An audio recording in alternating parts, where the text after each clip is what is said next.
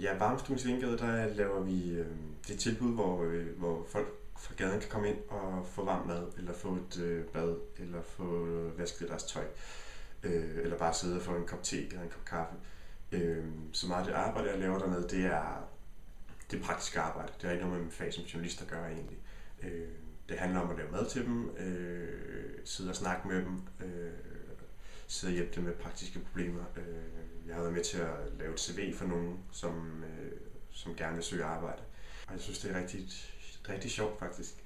Og jeg synes, på en måde det er meget givende, selvom det også er et bare sted, det folk har det dårligt, så er det meget givende at komme så tæt på nogle mennesker, og at se, at de reagerer på det, man gør. Altså at de bliver glade for, at der er nogen, der hjælper dem med at få vasket deres tøj, eller hjælper dem med at lave et CV, eller er meget ydmyge omkring, at de kan komme sådan nogle steder, og der er mennesker, der bruger noget tid på at hjælpe dem.